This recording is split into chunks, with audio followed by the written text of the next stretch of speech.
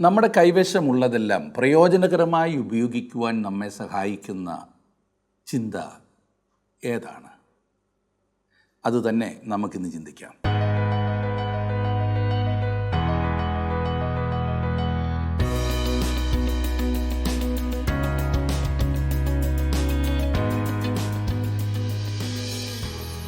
നമുക്കുള്ളതെല്ലാം സ്വന്തം എന്നതുപോലെ കണ്ട് ഉപയോഗിക്കുന്നതാണ് ഉത്തമമെന്ന് പൊതുവെ ഒരു ധാരണയുണ്ട്. ആ ചിന്ത തെറ്റാണെന്നല്ല ഞാൻ ഉദ്ദേശിക്കുന്നത്. എന്നാൽ അതിൽ ഒളിഞ്ഞിരിക്കുന്ന ഒരു അപകടം അറിയാതെ പോകരുത്. പലർക്കും തങ്ങളുടെ സ്വന്തമാകുന്നു എന്ന ചിന്ത ആരോടും കണക്ക് ബോധിപ്പിക്കേണ്ടതില്ല എന്ന ചിന്തയിൽ തങ്ങൾക്ക് തോന്നിയതുപോലെ ജീവിക്കുവാനുള്ള ലൈസൻസായിട്ടാണ് തോന്നുന്നത്. എൻ്റേതാണ്, നീ ആരാണ് ചോദിക്കാൻ? അല്ലെങ്കിൽ എൻ്റെ മക്കളാണ്, എനിക്ക് തോന്നിയതുപോലെ ചെയ്യും, നിങ്ങളാരാ ചോദിക്കുവാൻ? ഇങ്ങനെയൊക്കെയുള്ള ആക്രോശങ്ങൾ കേട്ടിട്ടില്ലേ? ഇത് ഒരു വിധത്തിലും ന്യായീകരിക്കാവുന്നതല്ല. വിശുദ്ധ ബൈബിൾ പഠിപ്പിക്കുന്നത് ഭൂമിയും അതിൻ്റെ പൂർണ്ണതയും ഭൂതലവും അതിൻ്റെ നിവാസികളും യഹോവയ്ക്കുള്ളതാകുന്നു എന്നത്രേ. അങ്ങനെ വരുമ്പോൾ സകലവും ദൈവത്തിൻ്റേതാണ്. നമ്മുടേതെന്ന് നാം ചിന്തിക്കുന്നതെല്ലാം ദൈവം നമ്മെ ഏൽപ്പിച്ചിരിക്കുന്നത് മാത്രമാകുന്നു. ഉടമസ്ഥൻ ദൈവമാകുന്നു, നാം കാര്യസ്ഥർ മാത്രമാകുന്നു. ഈ ചിന്ത നമ്മിൽ വിപ്ലവാത്മകമായ വ്യതിയാനങ്ങൾ കൊണ്ടുവരുമെന്നതിൽ രണ്ട് പക്ഷമില്ല. ഉദാഹരണത്തിന്, എൻ്റെ മക്കളോട് എനിക്കെന്തും ചെയ്യാമെന്ന ചിന്ത വരുമ്പോൾ ഓർക്കുക, ഇവർ എൻ്റേതല്ല, ദൈവത്തിൻ്റേതാണ്. ദൈവം ഇവരെ എന്നെ ഏൽപ്പിച്ചിരിക്കുകയാണ്. ഒരിക്കൽ ഞാൻ അവരെ വളർത്തിയതിൻ്റെ കണക്ക് ഉടമസ്ഥനായ ദൈവത്തിന് കൊടുക്കേണ്ടതുണ്ട്. അങ്ങനെ വരുമ്പോൾ നാം ചെയ്യുന്നതെല്ലാം വളരെ ശ്രദ്ധിച്ചേ ചെയ്യൂ. ഈ പ്രമാണം നമ്മുടെ ജോലിയിലും സമ്പത്തുണ്ടാക്കുന്നതിലും സമ്പത്ത് ചെലവഴിക്കുന്നതിലും സമയം ചെലവഴിക്കുന്നതിലും അവിടെല്ലാം നാം ഈ ചിന്ത മുൻപിൽ കൊണ്ടുവരണം. അവിടെല്ലാം ഇതൊന്ന് പ്രാവർത്തികം ആക്കിക്കേ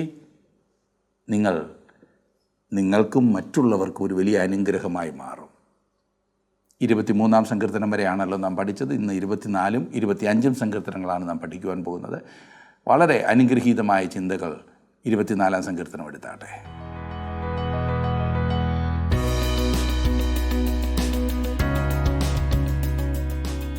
ഇരുപത്തിമൂന്നാം സങ്കീർത്തനം നാം പഠിച്ചു.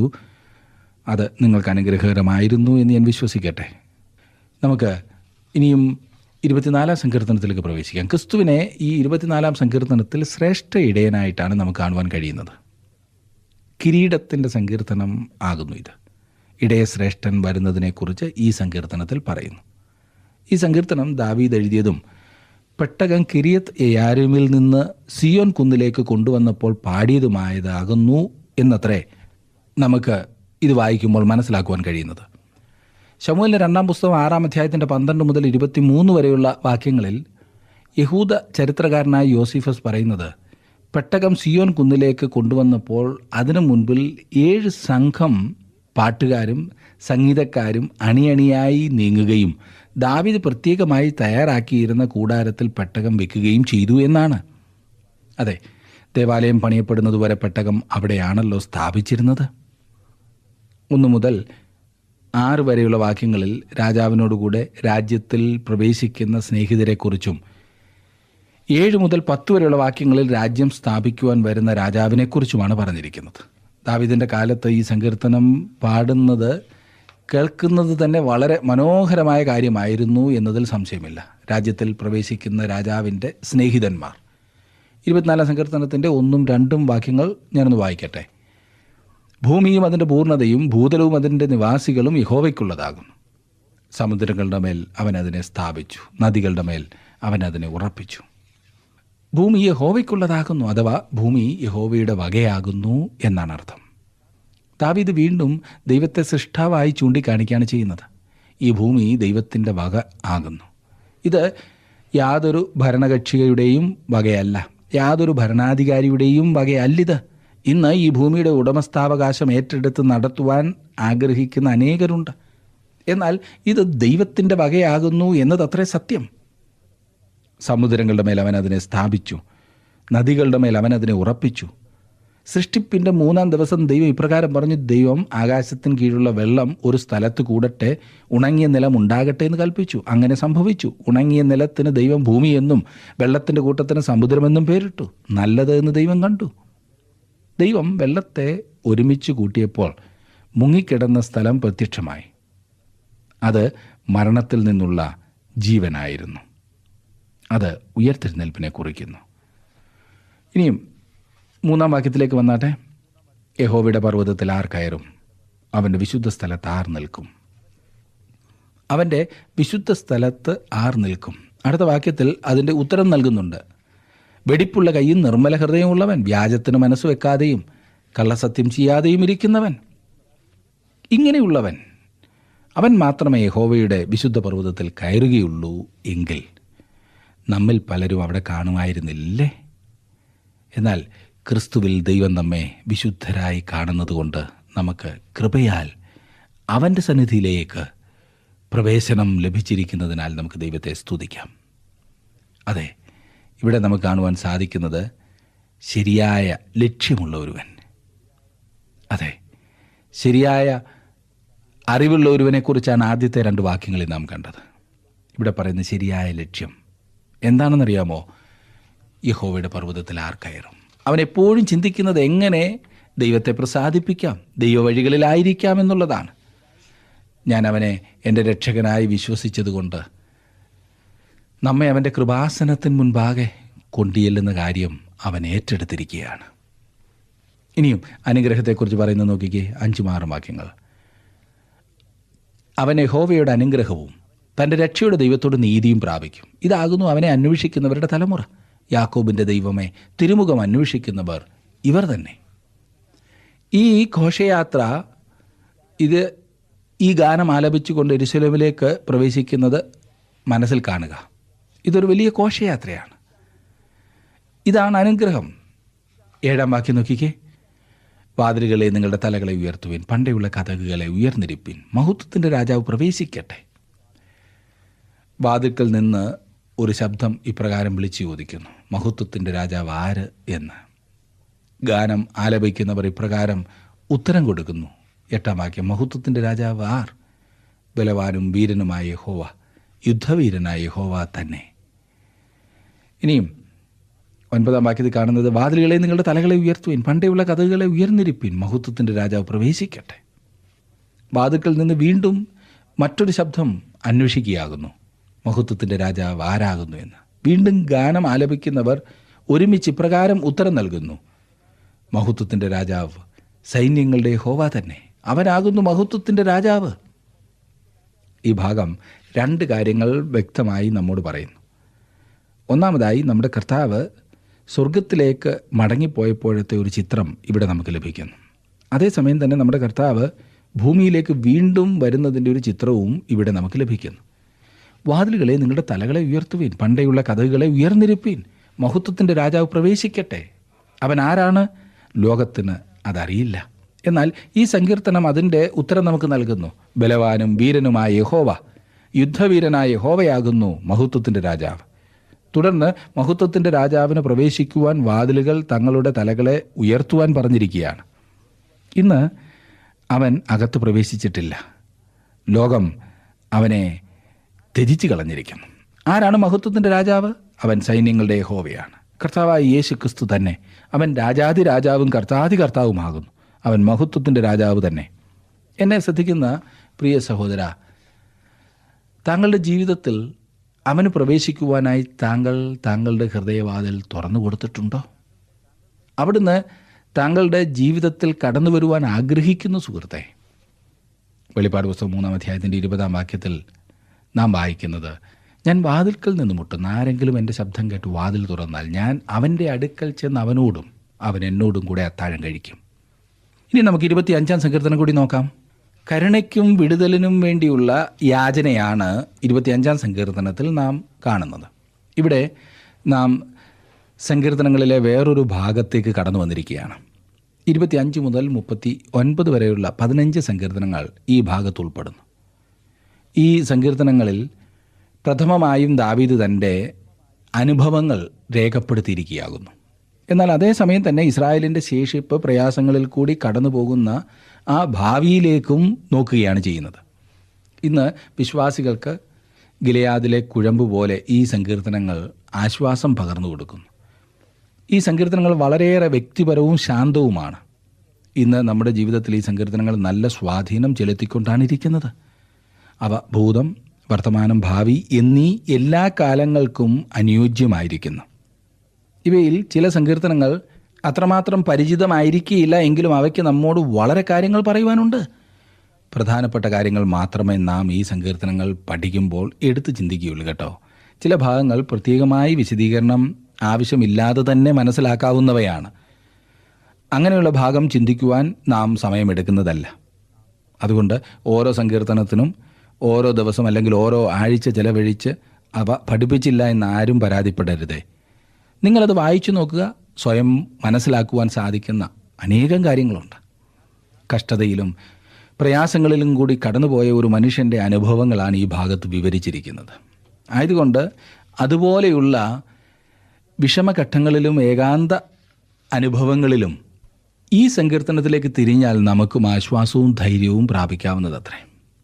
കാരണം ദാവീദ് തൻ്റെ സ്വന്തം ജീവിതത്തിലെ അനുഭവങ്ങളുടെ വെളിച്ചത്തിൽ എഴുതിയ ഒരു ഭാഗമാണിത്. ഇതിൽ പ്രവചനാത്മകമായ ഒരു വശമുണ്ട് എന്നത് സത്യമാണ്. മുമ്പ് സൂചിപ്പിച്ചതുപോലെ ഇസ്രായേലിൻ്റെ ആ ശേഷിപ്പ്, അതിലെ ശേഷിപ്പിന് ഭാവിയിൽ വരുവാൻ പോകുന്ന കഷ്ടതകളെ ഇവിടെ സൂചിപ്പിക്കുന്നുണ്ട്. എന്നാൽ ഇതെല്ലാ കാലത്തുമുള്ള വിശ്വാസികൾക്ക് ആശ്വാസം പകർന്നു കൊടുക്കുന്ന സങ്കീർത്തനങ്ങളാണ്. നമുക്ക് 25 സങ്കീർത്തനത്തിൻ്റെ ആദ്യത്തെ 2 വാക്യങ്ങളൊന്ന് നോക്കാം. യഹോവേ, നിങ്കലേക്ക് ഞാൻ മനസ്സുയർത്തുന്നു. എൻ്റെ ദൈവമേ, നിന്നിൽ ഞാൻ ആശ്രയിക്കുന്നു. ഞാൻ ലജ്ജിച്ചു പോകരുതേ. എൻ്റെ ശത്രുക്കൾ എൻ്റെ മേൽ ജയം ഘോഷിക്കരുതേ. ദാവീദിന് ദൈവത്തിൽ എത്രമാത്രം ആശ്രയമുണ്ടായിരുന്നു എന്ന് വെളിപ്പെടുത്തുന്ന ഒരു പ്രാർത്ഥനയാണിത്. ഒരിക്കൽ ഇസ്രായേലും ഇത് അനുഭവമാക്കുന്നതത്രേ. ദൈവത്തിലല്ലാതെ മറ്റ് യാതൊരുത്തനിലും ആശ്രയിക്കുവാൻ തൻ്റെ ജീവിതത്തിൽ തങ്ങൾക്ക് കഴിയുകയില്ല എന്ന് ഇസ്രായേലിലെ ശേഷിപ്പ് മനസ്സിലാക്കുവാൻ പോകുന്ന ഒരു സമയം വരാൻ പോകുന്നു. എന്നെ ശ്രദ്ധിക്കുന്ന പ്രിയ സുഹൃത്തെ, നാമും ഇതുപോലെയുള്ള അവസ്ഥയിൽ എത്തിച്ചേരാറുണ്ട്, ഇല്ലേ? അത് നല്ല കാര്യമാണ്. ദൈവമല്ലാതെ ആശ്രയിപ്പാൻ എനിക്കാരുമില്ല എന്ന ചിന്തയാണോ നമ്മെ ഇന്ന് ഭരിച്ചുകൊണ്ടിരിക്കുന്നത്? അതോ നമ്മുടെ ഭൗതികമായ നേട്ടങ്ങളിലും ചുറ്റുപാടുകളിലും പ്രിയപ്പെട്ടവരിലും മക്കളിലും ഉദ്യോഗത്തിലും വിദേശത്തു നിന്ന് വരുന്ന പണത്തിലും ഇതുപോലെ എന്തിലെങ്കിലുമൊക്കെയാണോ നാം ആശ്രയിക്കുന്നത്? മനുഷ്യരിൽ ആശ്രയിക്കുന്നതിനേക്കാൾ യഹോവയിൽ ആശ്രയിക്കുന്നത് നല്ലത്. പ്രഭുക്കന്മാരിൽ ആശ്രയിക്കുന്നതിനേക്കാൾ യഹോവയിൽ ആശ്രയിക്കുന്നത് നല്ലത് എന്ന് 118 സങ്കീർത്തനത്തിൻ്റെ 8-9 വാക്യങ്ങളിൽ നാം വായിക്കുന്നു. യിരെമ്യാ പ്രവചനം 17 അധ്യായത്തിൻ്റെ 7 വാക്യത്തിൽ ഇപ്രകാരമാണ് പറഞ്ഞിരിക്കുന്നത്: യഹോവയിൽ ആശ്രയിക്കുകയും യഹോവ തന്നെ ആശ്രയമായിരിക്കുകയും ചെയ്യുന്ന മനുഷ്യൻ ഭാഗ്യവാൻ. അതിൻ്റെ 5 വാക്യത്തിൽ പറയുന്നത്, യഹോവ ഇപ്രകാരം അരുളി ചെയ്യുന്നു: മനുഷ്യനിൽ ആശ്രയിച്ച് ജഡത്തെ തൻ്റെ ഭുജമാക്കി ഹൃദയം കൊണ്ട് യഹോവയെ വിട്ടുമാറുന്ന മനുഷ്യൻ ശപിക്കപ്പെട്ടവൻ. ഈ ഭാഗങ്ങളിലെല്ലാം നാം കാണുന്നത് യഹോവയല്ലാതെ മറ്റ് ആരും ആശ്രയമില്ല എന്നാണ്. എന്നെ ശ്രദ്ധിക്കുന്ന പ്രിയ സുഹൃത്തെ, ഈ വിധത്തിൽ പൂർണ്ണമായി ദൈവത്തെ ആശ്രയിപ്പാൻ താങ്കൾക്ക് കഴിയുന്നുണ്ടോ? ആരിലാണ് താങ്കൾ ഇന്ന് വാസ്തവമായി ആശ്രയിക്കുന്നത് എന്ന് താങ്കളെ തന്നെ ഒന്ന് ശോധന ചെയ്യൂ. താങ്കളുടെ വിലപ്പെട്ട നിർദ്ദേശങ്ങളും അഭിപ്രായങ്ങളും പ്രാർത്ഥനാ വിഷയങ്ങളും ഇന്ന് തന്നെ ഞങ്ങളെ വിളിച്ചറിയിക്കുക. വിളിക്കേണ്ട നമ്പർ 8281384455.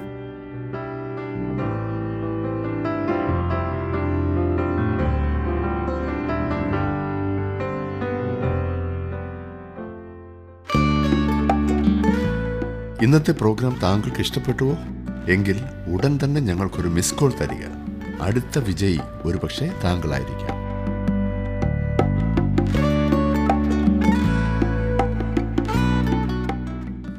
യഹോവേ, നിങ്ങളിലേക്ക് ഞാൻ മനസ്സുയർത്തുന്നു എന്ന് ദാവീദ് പറയുമ്പോൾ അവൻ ദൈവവുമായി ഒരു ഇടപാട് നടത്തുവാൻ പോവുകയാണ്.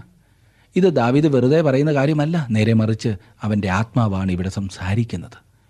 ദാവീദ് തുടർന്ന് പറയുന്നു: എൻ്റെ ദൈവമേ, നിന്നിൽ ഞാൻ ആശ്രയിക്കുന്നു. ഞാൻ ലജ്ജിച്ചു പോകരുതേ. എൻ്റെ ശത്രുക്കൾ എൻ്റെ മേൽ ജയം ഘോഷിക്കരുതേ. സകലവും വിജയത്തിന് പകരം പരാജയമായി തീർന്ന അവസരം നിങ്ങൾക്ക് എപ്പോഴെങ്കിലും ഉണ്ടായിട്ടുണ്ടോ? നിങ്ങളുടെ വ്യക്തിപരമായ ജീവിതത്തിലും വ്യാപാര രംഗങ്ങളിലും ഭവനത്തിലും സഭാജീവിതത്തിലുമെല്ലാം ഒരിക്കലും നിങ്ങൾ പരാജയപ്പെടുവാൻ ഇഷ്ടപ്പെടുന്നില്ല. എന്തൊരു പ്രാർത്ഥനയാണിതില്ലേ! ഈ വിധത്തിലാണോ നാം പ്രാർത്ഥിക്കേണ്ടത്? ഇങ്ങനെയാണോ നാം പ്രാർത്ഥിക്കുന്നത്? 3-ാം വാക്യം, നിന്നെ കാത്തിരിക്കുന്ന ഒരുത്തനും ലജ്ജിച്ചു പോകുകയില്ല. വെറുതെ ദ്രോഹിക്കുന്നവർ ലജ്ജിച്ചു പോകും.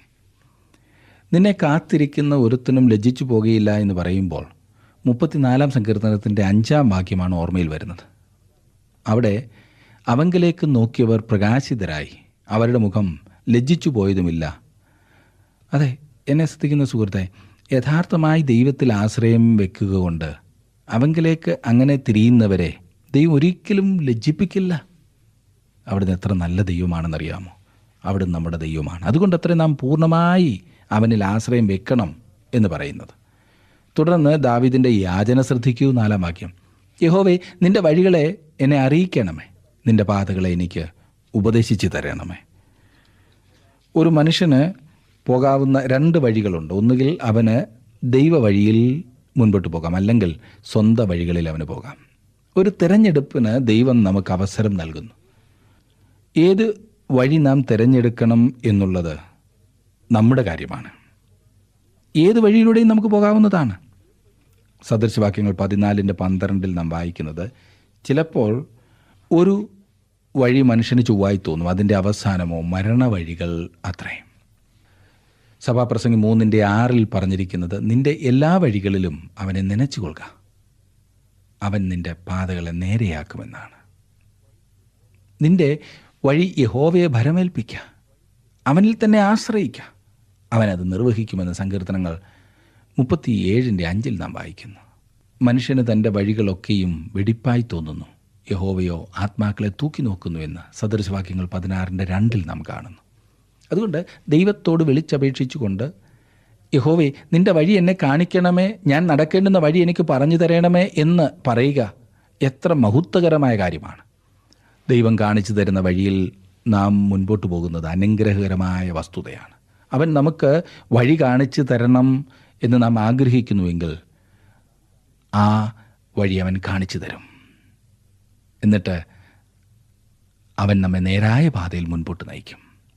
വഴി കാണിച്ചു തരാമെന്ന് അവൻ വാഗ്ദത്തം ചെയ്തിട്ടുണ്ട്. 32-ാം സങ്കീർത്തനം 8-ാം വാക്യത്തിൽ നാം വായിക്കുന്നു, ഞാൻ നിന്നെ ഉപദേശിച്ച് നടക്കേണ്ടുന്ന വഴി നിനക്ക് കാണിച്ചു തരും, ഞാൻ നിൻ്റെ മേൽ ദൃഷ്ടി വെച്ച് നിനക്ക് ആലോചന പറഞ്ഞു തരും. യെശയ്യാപ്രവചനം 30-ാം അധ്യായത്തിൻ്റെ 21-ാം വാക്യത്തിൽ നാം വായിക്കുന്നത്, നിങ്ങൾ വലത്തോട്ടോ ഇടത്തോട്ടോ തിരിയുമ്പോൾ വഴി ഇതാകുന്നു, ഇതിൽ നടന്നുകൊള്ളുവീൻ എന്നൊരു വാക്ക് പിറകിൽ നിന്ന് കേൾക്കും. യഹോവേ, നിൻ്റെ വഴി എന്നെ അറിയിക്കണമേ. എങ്ങനെയാണ് നാം ദൈവത്തിൻ്റെ വഴി തിരിച്ചറിയുന്നത്? ഒന്നാമതായി, ദൈവത്താൽ നടത്തപ്പെടുവാൻ നാം ആഗ്രഹിക്കുകയും അങ്ങനെ നടക്കുവാനുള്ള മാർഗം പ്രഥമമായും ദൈവത്തിൻ്റെ വചനമാകുന്നു എന്ന് അറിയുകയും വേണം. ദൈവവചനത്തിൽ പറഞ്ഞിരിക്കുന്ന അന്തമില്ലാത്ത അറിവിനെക്കുറിച്ച് 119-ാം സങ്കീർത്തനത്തിൽ വിവരിച്ചിരിക്കുന്നു. നമ്മുടെ ജീവിതത്തിൽ നാം നടക്കേണ്ടുന്ന വഴിയെക്കുറിച്ച് മനസ്സിലാക്കുവാൻ ഒന്നാമതായി നാം ദൈവവചനം വായിക്കുകയും പഠിക്കുകയും അനുസരിക്കുകയും ചെയ്യേണ്ടതാണ്. ദൈവത്തിൽ നിന്നും ഉത്തരങ്ങൾ ആവശ്യപ്പെടുന്നതിന് പകരം ദാവീദ് ആലോചനയ്ക്കായി അപേക്ഷിക്കുകയാണ്. ദൈവത്തെ അന്വേഷിക്കുവാനും അവിടുത്തെ വചനത്തിൽ നിന്ന് പഠിക്കുവാനും അവൻ്റെ കൽപ്പനകൾ അനുസരിക്കുവാനും നാം തയ്യാറാകുമ്പോൾ അവിടുത്തെ പ്രത്യേക നടത്തിപ്പ് നാം അനുഭവിക്കും. ഇനിയും 5-ാം വാക്യത്തിലേക്ക് നമുക്ക് വരാം. 25:5, നിന്റെ സത്യത്തിൽ എന്നെ നടത്തി എന്നെ പഠിപ്പിക്കണമേ, നീ എൻ്റെ രക്ഷയുടെ ദൈവമാകുന്നുവല്ലോ, ദിവസം മുഴുവനും ഞാൻ നിങ്കൽ പ്രത്യാശ വെക്കുന്നു. തനിക്ക് വഴി കാണിച്ചു തരിക, പാതകളെ ഉപദേശിച്ചു കൊടുക്കുക എന്ന് സങ്കീർത്തനക്കാരൻ ദൈവത്തോട് വിളിച്ചപേക്ഷിക്കുന്നു. ദിവസം മുഴുവൻ ഞാൻ നിങ്ങൾ പ്രത്യാശ വെക്കുന്നു എന്ന് സങ്കീർത്തനക്കാരൻ പറയുന്നു. 6-ാം വാക്യം നോക്കിക്കേ, യഹോവേ, നിന്റെ കരുണയും ദയയും ഓർക്കണമേ, അവ പണ്ടുപണ്ടേ ഉള്ളവയല്ലോ. സങ്കീർത്തനക്കാരൻ ദൈവത്തിൻ്റെ കരുണ മാത്രമല്ല, അവൻ്റെ ദയയും, അതായത് സ്നേഹമേറിയ കരുണയെക്കുറിച്ചും പറയുന്നു. ഇവ രണ്ടും തമ്മിൽ വ്യത്യാസമായി കാണുവാൻ വിഷമമുള്ള കാര്യമാണ്. അതെ, പ്രയാസത്തിൻ്റെ മധ്യത്തിൽ ദാവീദിന് ഇങ്ങനെ പറയുവാൻ കഴിഞ്ഞു, യഹോവേ, നിൻ്റെ വഴി എന്നെ കാണിക്കണമേ എന്ന്. ഇന്ന് നമ്മുടെ ഹൃദയങ്ങളോട് ഇത് സംസാരിക്കുന്നു. പഴയകാലത്ത് ജീവിച്ചിരുന്ന വിശ്വാസികൾക്ക് അനുയോജ്യമായിരുന്ന കാര്യങ്ങൾ ഇന്ന് നമുക്കും അനുയോജ്യമത്രേ. ഇത് ഭാവിയിൽ ഇസ്രായേലിലെ ആ വിശ്വസ്ത ശേഷിപ്പിനും അനുയോജ്യമായിരിക്കും. സങ്കീർത്തന പുസ്തകവും റോമർക്കെഴുതിയ ലേഖനവുമൊക്കെ വായിക്കുമ്പോൾ ദൈവത്തിന് ഇസ്രായേൽ ജനത്തെക്കുറിച്ച് ഭാവിയിൽ ഉള്ള പ്ലാനും പദ്ധതിയും നമുക്ക് കാണുവാൻ കഴിയും. ദൈവം തൻ്റെ ജനത്തെ എന്നേക്കുമായി തള്ളിക്കളഞ്ഞിട്ടില്ല എന്ന് നമുക്ക് കാണുവാൻ സാധിക്കും. 7-ാം വാക്യം, എൻ്റെ ബാല്യത്തിലെ പാപങ്ങളെയും എൻ്റെ ലംഘനങ്ങളെയും ഓർക്കരുതേ. യഹോവേ, നിൻ്റെ കൃപ പ്രകാരം നിൻ്റെ ദയനിമിത്തം എന്നെ ഓർക്കണമേ. ദാവീദ് ദൈവത്തോട് അവൻ്റെ കരുണയ്ക്കും ദയയ്ക്കും വേണ്ടി അപേക്ഷിക്കുകയാണ്. അവനെ ഓർക്കണമേ എന്ന് മാത്രമല്ല അവൻ പറയുന്നത്, ഇപ്പോൾ അവൻ ദൈവത്തോട് ചില കാര്യങ്ങൾ ഓർക്കരുതേ എന്നും കൂടി പറയുന്നു. അവൻ പറയുന്നു, എൻ്റെ ബാല്യത്തിലെ പാപങ്ങളെയും എൻ്റെ ലംഘനങ്ങളെയും ഓർക്കരുതേ എന്ന്, അവയെ മറന്നു കളയുക എന്നാണ് ദാവീദ് ദൈവത്തോട് പറയുന്നത്. എന്നെ ശ്രദ്ധിക്കുന്ന പ്രിയ സുഹൃത്തെ, നാം ഏറ്റുപറയുന്ന പാപം ദൈവം ക്ഷമിക്കുക മാത്രമല്ല, അവനത് മറക്കുകയും ചെയ്യുന്നു. മനുഷ്യർ ചിലപ്പോൾ ക്ഷമിക്കുവാൻ തയ്യാറാകുമെന്നാൽ വീണ്ടും ചില സന്ദർഭങ്ങളിൽ അത് ഓർക്കുകയും വിളിച്ചു പറയുകയും ചെയ്യും. അത് പിന്നെ പ്രശ്നങ്ങൾക്ക് കാരണമാകും. ഞാൻ അവരുടെ അകൃത്യം മോചിക്കും, അവരുടെ പാപം ഇനി ഓർക്കുകയും ഇല്ല എന്ന് യഹോവയുടെ അരുളപ്പാട്. യിരെമ്യാപ്രവചനം 31-34 വാക്യം. തുടർന്ന് സങ്കീർത്തനക്കാരൻ ദൈവത്തിൻ്റെ നന്മയ്ക്കായും കരുണയ്ക്കായും പ്രാർത്ഥിക്കുന്നു. ദൈവം ഈ കാര്യങ്ങളിൽ വളരെ സമ്പന്നനാണ്. നമുക്കെല്ലാവർക്കും നന്മയും കരുണയും നൽകുവാൻ അവൻ്റെ പക്കൽ ധാരാളമുണ്ട്. നന്മയും കരുണയും നമുക്ക് ദൈവത്തിൽ നിന്ന് അധികമായി ആവശ്യമായിരിക്കുന്നു. നന്മയും കരുണയും എൻ്റെ ആയുഷ്കാലമൊക്കെയും എന്നെ പിന്തുടരും. എത്ര മനോഹരമായിരിക്കുന്നില്ലേ? ദൈവത്തിലുള്ള ആശ്രയത്തിൻ്റെ ആ പ്രകടനം ഇനി നാം കാണുന്നു. ഈ ഭാഗത്ത് ദാവീദ് ദൈവത്തിലുള്ള തൻ്റെ ആശ്രയം പ്രകടിപ്പിക്കുന്നു. 8-9 വാക്യങ്ങൾ, യഹോവ നല്ലവനും നേരുള്ളവനുമാകുന്നു, അതുകൊണ്ട് അവൻ പാപികളെ നേർവഴി കാണിക്കുന്നു. സൗമ്യതയുള്ളവരെ അവൻ ന്യായത്തിൽ നടത്തുന്നു, സൗമ്യതയുള്ളവർക്ക് തൻ്റെ വഴി പഠിപ്പിച്ചു കൊടുക്കുന്നു. ദൈവത്തിൻ്റെ നന്മ, അവൻ്റെ സ്നേഹം, അവൻ്റെ നീതി, ഇവയെല്ലാം നമുക്ക് വേണ്ടിയുള്ള അവൻ്റെ രക്ഷയിൽ വെളിപ്പെട്ടിരിക്കുന്നു എന്നാണ് ഇവിടെ കാണുന്നത്. 10-11 വാക്യങ്ങൾ, യഹോവയുടെ നിയമവും സാക്ഷ്യങ്ങളും പ്രമാണിക്കുന്നവർക്ക് അവൻ്റെ പാതകളൊക്കെയും ദയയും സത്യവുമാകുന്നു. യഹോവേ, എൻ്റെ അകൃത്യം വലിയത്, നിൻ്റെ നാമനിമിത്തം അത് ക്ഷമിക്കണമേ. ക്രിസ്തു നിമിത്തം ദൈവം നമ്മോട് ക്ഷമിക്കുന്നു. നമ്മുടെ നിമിത്തമല്ല ദൈവം നമ്മോട് ക്ഷമിക്കുന്നത് കേട്ടോ. ഞാനും നിങ്ങളും പാപക്ഷമ അർഹിക്കുന്നവരല്ല. ദൈവം ദാവീദിന് അവൻ്റെ പാപം ക്ഷമിച്ചു കൊടുത്തു എന്ന് നാം കാണുന്നു. നാം കർത്താവായ യേശുക്രിസ്തുവിൽ വിശ്വസിക്കുമെങ്കിൽ അവൻ നമ്മുടെ പാപങ്ങളും ക്ഷമിച്ചു തരും. ദൈവം ദാവീദിന് പാപം ക്ഷമിച്ചു കൊടുത്തത് കൊണ്ട് എൻ്റെയും നിങ്ങളുടെയും പാപം അവൻ ക്ഷമിച്ചു തരും എന്ന ആ ആശ്വാസം നമുക്കിവിടെയുണ്ട്. തൻ്റെ ജനത്തിൻ്റെ ഭാവിയെ സംബന്ധിച്ച് യിരെമ്യാപ്രവചനം 31-34 ദൈവം ഇപ്രകാരം പറഞ്ഞു, ഞാൻ അവരുടെ അകൃത്യങ്ങൾ മോചിക്കും, അവരുടെ പാപം ഇനിയും ഓർക്കുകയുമില്ല എന്ന്. ഇനിയും 25-ാം സങ്കീർത്തനത്തിൻ്റെ 14-ാം വാക്യത്തിലേക്ക് വരാം. യഹോവയുടെ സഖിത്വം തൻ്റെ ഭക്തന്മാർക്കുണ്ടാകും, അവൻ തൻ്റെ നിയമം അവരെ അറിയിക്കുന്നു. യഹോവയുടെ സഖിത്വം തൻ്റെ ഭക്തന്മാർക്കുണ്ടാകും. ഇന്ന് അനേകർ ഇക്കാര്യം മനസ്സിലാക്കാതെ ദൈവത്തെയും അവൻ്റെ ചില പ്രവർത്തനങ്ങളെയും ചോദ്യം ചെയ്തുകൊണ്ട് മുന്നോട്ട് പോവുകയാണ് ചെയ്യുന്നത്. നാം കർത്താവിനോടുകൂടെ നടക്കുമ്പോൾ നാം അവനോട് ചോദ്യങ്ങൾ ചോദിക്കേണ്ട ആവശ്യമില്ല. അവൻ്റെ കരത്തിൽ പിടിച്ചുകൊണ്ട് മുൻപോട്ട് നടന്നാൽ മാത്രം മതി. അവൻ തൻ്റെ നിയമം അവരെ അറിയിക്കുന്നു.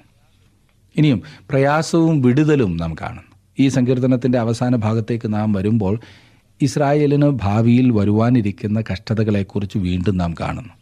15 മുതലുള്ള വാക്യങ്ങളിൽ, എൻ്റെ കണ്ണ് എപ്പോഴും യഹോവയെങ്കിലേക്കാകുന്നു, അവൻ എൻ്റെ കാലുകളെ വലയിൽ നിന്ന് വിടുവിക്കും. എങ്കിലേക്ക് തിരിഞ്ഞ് എന്നോട് കരുണയുണ്ടാകണമേ. ഞാൻ ഏകാകിയും അരിഷ്ടനുമാകുന്നു, എനിക്ക് മനപീഡകൾ വർദ്ധിച്ചിരിക്കുന്നു, എൻ്റെ സങ്കടങ്ങളിൽ നിന്ന് എന്നെ വിടുവിക്കണമേ. ദാവീദ് ഇവിടെ പാടുകയാണ്. ഭാവിയിൽ കഷ്ടതയിൽ കൂടി കടന്നു പോകേണ്ടി വരുന്ന ഇസ്രായേലിന് ഇതെത്ര നല്ലൊരു പ്രാർത്ഥനയായിരിക്കും. എന്നെ ശ്രദ്ധിക്കുന്ന പ്രിയ സുഹൃത്തെ, പ്രയാസങ്ങളും കഷ്ടങ്ങളും ഒക്കെ അനുഭവിക്കേണ്ടി വരുന്ന സന്ദർഭങ്ങളിൽ എനിക്കും നിങ്ങൾക്കും പ്രാർത്ഥിക്കാവുന്ന നല്ലൊരു പ്രാർത്ഥനയാകുന്നു ഇതല്ലേ? 18-ാം വാക്യം, എൻ്റെ അരിഷ്ടതയും അതിവേദനയും നോക്കണമേ, എൻ്റെ സകല പാപങ്ങളും ക്ഷമിക്കണമേ. നാം കഷ്ടത്തിലായിരിക്കുന്ന അവസരമാണ് പാപം ഏറ്റുപറയുന്നതിന് ഏറ്റവും അനുയോജ്യമായ സമയം എന്ന് മറന്നു പോകരുത്. നിങ്ങളുടെ അനുഭവം അങ്ങനെ ആയിട്ടില്ലേ? 19 മുതലുള്ള വാക്യങ്ങൾ, എൻ്റെ ശത്രുക്കളെ നോക്കണമേ, അവർ പെരുകിയിരിക്കുന്നു, അവർ കഠിന ദ്വേഷത്തോടെ എന്നെ ദ്വേഷിക്കുന്നു. എൻ്റെ പ്രാണനെ കാത്തെന്നെ വിടുവിക്കണമേ. നിന്നെ ശരണമാക്കിയിരിക്കിയാൽ ഞാൻ ലജ്ജിച്ചു പോകരുതേ. നിഷ്കളങ്കതയും നേരും എന്നെ പരിപാലിക്കുമാറാകട്ടെ. ഞാൻ നിങ്ങൾ പ്രത്യാശ വെച്ചിരിക്കുന്നുവല്ലോ. ദൈവമേ, ഇസ്രായേലിനെ അവൻ്റെ സകല കഷ്ടങ്ങളിൽ നിന്നും വീണ്ടെടുക്കണമേ. എത്ര മനോഹരമായ പ്രാർത്ഥനയോടെയാണ് അവസാനിപ്പിക്കുന്നത് അല്ലേ?